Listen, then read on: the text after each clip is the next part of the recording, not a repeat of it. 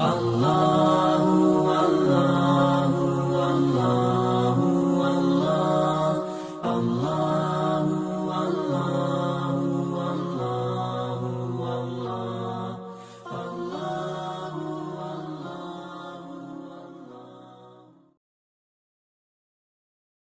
Assalamualaikum warahmatullahi wabarakatuh. Alhamdulillahirabbil alamin. Allazi khalaqal mauta wal hayata liyabluwakum ayyukum ahsanu amala.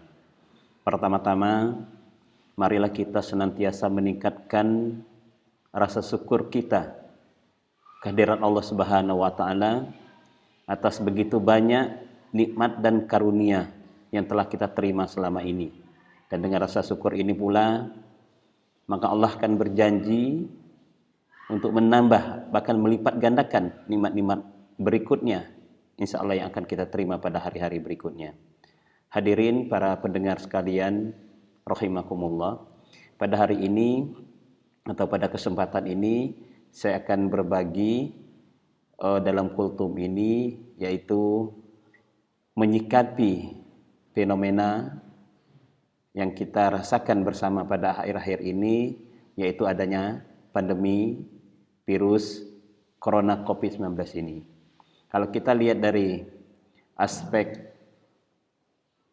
agama, bahwa kita berangkatnya dari Al-Quran, yang mana dalam Al-Quran itu Allah menurunkan sebuah ayat di dalam surat Al-Furqan, ayat yang pertama yang berbunyi Bismillahirrahmanirrahim, Tabarakallazi nazzalal furqana ala abdihi liyakuna lil alamina nazira. Bahwa Maha Suci Allah yang telah menurunkan Al-Quran ini kepada hambanya agar dia menjadi pemberi peringatan bagi seluruh alam. Kata kunci di sini adalah peringatan, nazira, peringatan. Apa yang diingatkan Allah melalui ayat ini?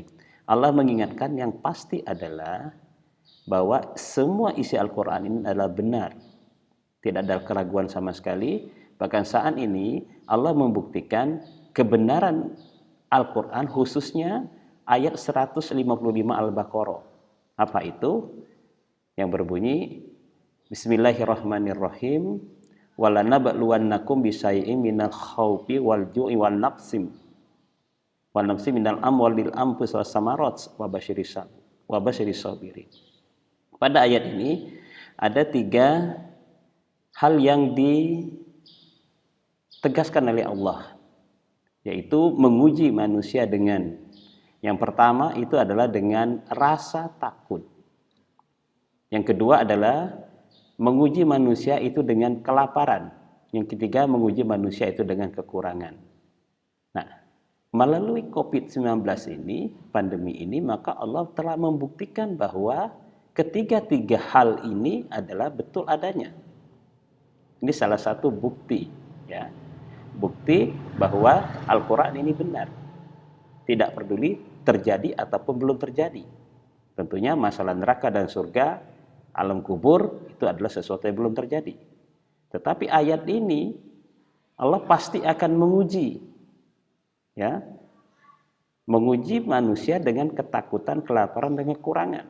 Ketakutan jiwa, kelaparan makanan, kekurangan harta benda, dan lain sebagainya. Dan ini dibuktikan oleh Allah pada saat ini. Hanya dengan virus COVID-19 ini, maka semua tiga aspek yang ditakuti manusia itu adalah Allah buktikan bahwa di dalam ayat ini, kalau kita lihat pada mushafnya adalah walanabluwannakum. Kalau diterjemahkan di terjemahan ini adalah dan sungguh kami akan, sungguh, really, ya, Allah itu pasti akan menguji dengan 3 hal ini. Nah, permasalahannya adalah mengapa perlu diuji? Mengapa perlu diingatkan?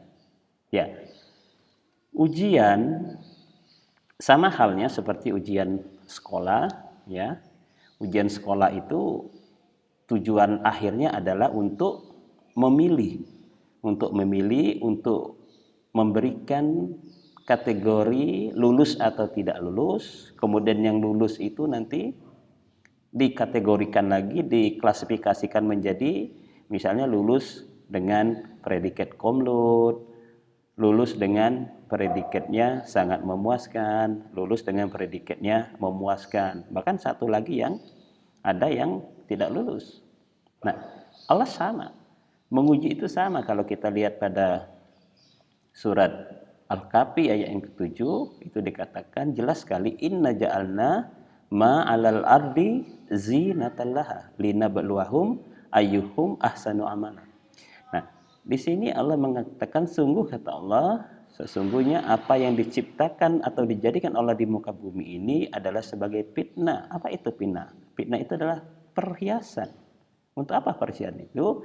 Adalah untuk menguji di antara mereka, tentunya manusia khususnya, adalah memilih untuk mengetahui di antara mereka siapa di antara mereka yang amal perbuatannya paling baik.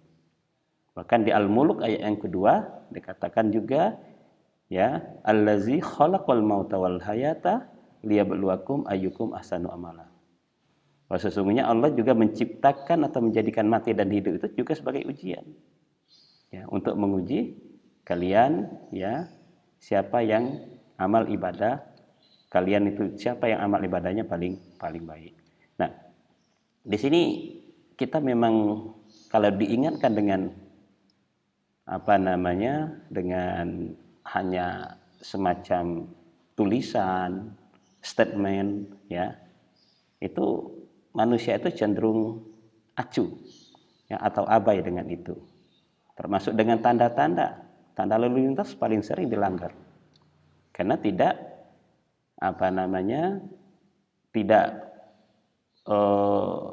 berpikir bahwa itu akan terjadi sesuatu yang buruk. Nah, dengan adanya peristiwa ini maka kita yakin betul bahwa peringatan itu adalah penting dan penting untuk kita ikuti. Jangan sampai kita mengacukan peringatan itu.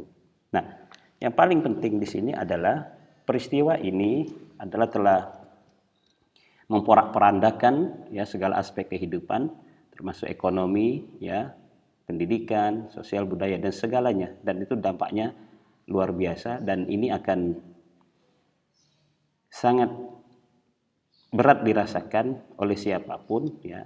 Tidak ada satupun, hampir tidak ada satupun pihak yang tidak terpengaruh oleh peristiwa ini. Nah, oleh karena itu maka kita perlu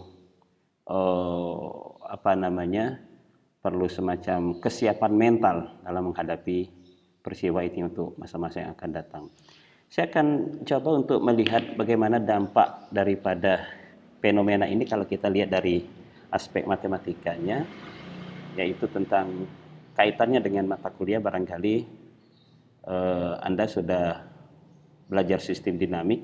Pada sistem dinamik kita kenal dengan istilah steady state. Steady state itu yaitu sebuah keadaan di mana state atau variabel yang menjadi fokus kita itu adalah tidak berpengaruh terhadap waktu, atau kita bisa sebut sebagai ketika dx dt itu sama dengan 0, artinya dia tidak lagi berpengaruh terhadap t. Nah, kalau kita lihat dx dt sama dengan 0 itu seperti ini. Nah, ini adalah kita sebut dengan equilibrium atau steady state awal sebelum COVID itu seperti ini. Misalkan gaji orang itu sudah 1 bulan 3 juta, naik turunnya juga tidak seberapa, pada rentang misalnya 2,5 juta paling rendah, bisa juga sampai 4 juta, 5 juta, tapi dia berada pada rentang ini. Ya. Nah, tapi setelah adanya COVID, maka akan ada terjadi yang disebut dengan jam. Jam atau bahasa matematiknya adalah irregularity atau discontinuity atau impulsif. Maka daerahnya berturun ke sini, jam sini bisa turun lagi ya. Batas ini, dan kita tidak tahu sampai kapan ini. Sampai sekarang kita masih berada di sini. Semuanya menurun. Tabungan sudah mulai habis ya. Kemudian persediaan dan lain-lainnya ya, barangkali barang-barang yang dijual juga semakin habis. Kita akan menuju titik ini. Semakin lama maka titik yang semakin rendah. Ini masa. Jadi kalau saya bagi 3 ini ya. 3, yang pertama pra-COVID, di kirinya kita sudah orang-orang pada stabil, pada posisi equilibrium ini, segala aspek, usaha, segala macam. Kemudian pada saat ini kita akan turun drop, sudah turun, bahkan bisa jadi turun terus. Pada titik tertentu, nanti akan kembali. Akan kembali, dia akan mencari titik equilibrium baru. Bisa saja equilibrium baru nanti, keadaan equilibriumnya bisa sama dengan yang lama. Dia naik, ya, tidak tertutup kemungkinan banyak orang lebih berhasil setelah melewati masa krisis. Kemudian bisa juga dia titik equilibrium barunya ya memang lebih rendah atau lebih buruk daripada sebelum COVID. Masalahnya adalah durasi menuju steady state baru itu yang ini masih dalam bentuk tanda tanya besar. Berapa lama? Karena ini bergantung dari banyak variabel. Nah, masa ini pun kita juga belum tahu sampai sekarang masih, ya. Sampai sekarang masih. Kita sudah waktu berjalan katakanlah sudah 2 bulan, barangkali menuju 3 bulan dan seterusnya. Setelah 3 bulan itu menuju titik equilibrium baru yang mana kehidupan normal kembali, itu kita tidak tahu sampai berapa lama. Terus apa sikap kita? Sikap kita sebagai orang beriman, yang pertama kita yakin bahwa kita punya Allah, karena Allah yang maha mengatur segalanya. Tidak ada satupun kejadian di muka bumi ini, termasuk pandemi COVID ini, tanpa sepengetahuan Allah Subhanahu wa Ta'ala. Kita percaya bahwa kalaupun ini beban, dan yakin semua merasakan ini sebagai beban, maka kita yakin pada Al-Baqarah 286, la yukallifullahu nafsan illa wusaha. Jadi tidaklah Allah itu membebani umatnya kecuali sebatas kemampuan yang ada pada umatnya itu. Jadi kalau kita yakin itu, maka kita tinggal memaksimalkan usaha. Yang kedua, kita perhatikan pada salah satu surat pendek Al-Insyirah, inna ma'al usri yusra fa inna ma'al usri yusra, bahwa setelah kesulitan itu pasti ada kemudahan. Jadi optimisme, kemudian ikhtiar itu memang harus kita lakukan, termasuk belajar pun jangan sampai kita kendor, karena sesungguhnya belajar itu sama sekali tidak dipengaruhi secara substansial daripada adanya virus ini. Masalahnya adalah belajarnya tidak di kampus atau tidak di sekolah. Tapi belajar, ingat, belajar bisa dimanapun, dengan cara apapun, dengan siapapun, melalui media apapun. Barangkali itu yang bisa saya sampaikan pada kesempatan ini. Semoga bermanfaat khususnya untuk para mahasiswa. Semoga kita segera mungkin keluar dari masalah ini dan segera kembali normal segala aspek kehidupan, dan kita bisa insya Allah lebih baik. Iman kita harusnya menjadi lebih baik, kedekatan kita semakin baik, kemudian kepercayaan, keyakinan kita terhadap Al-Quran adalah sebuah firman yang benar, isi-isinya adalah benar, dan semakin tinggi. Demikian, billahi taufiq wal hidayah. Wassalamualaikum warahmatullahi wabarakatuh.